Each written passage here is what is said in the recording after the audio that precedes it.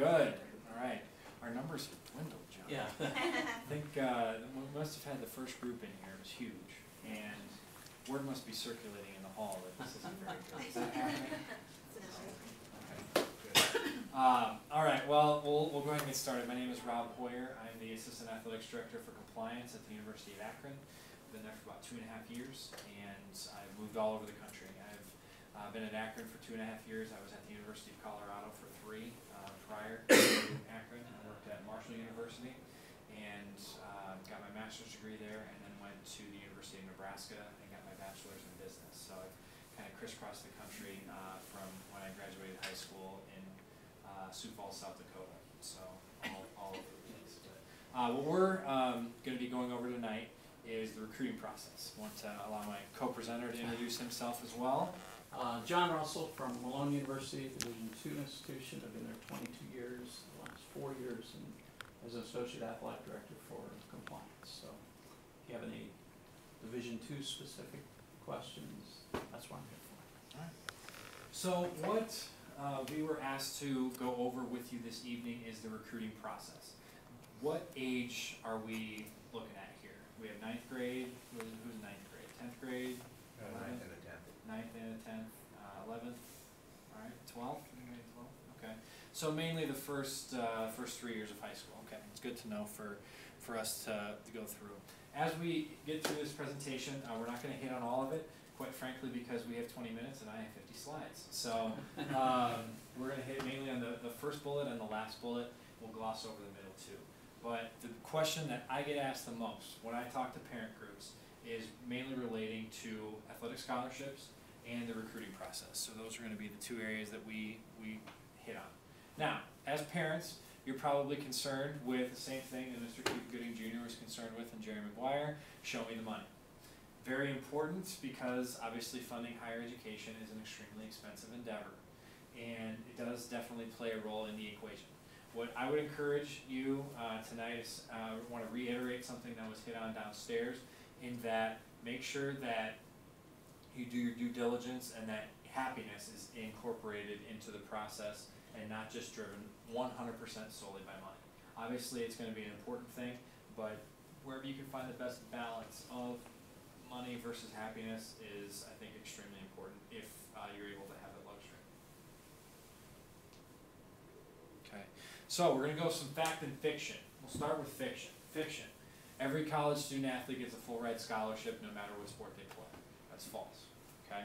Sorry to burst any bubbles, but I do want to educate you and let you know that money plays a role in the process, and not everybody's bill is wiped clean because they play a sport. Only certain scholarships receive full ride by rule, I should say. And the Division I level, I think off the top of my head we have 6. Football, men's basketball, women's volleyball, women's tennis, and women's gymnastics. I think those are the only 6. I'm probably missing one, but those are the only 6 I know of that by rule you get a full ride. All the rest on the Division I level and on the Division II level are what is referred to as an equivalency sport. Equivalency sport means each sport gets a pie. That coach decides how big of a piece or how big of a slice to give each student athlete on their team. And so it may be really big, it may be really small. It's up to the coach's discretion. And that's the majority of sports in college. And so that's the reality of probably what you're going to be facing as parents if you're looking to have a student participate in athletics in college.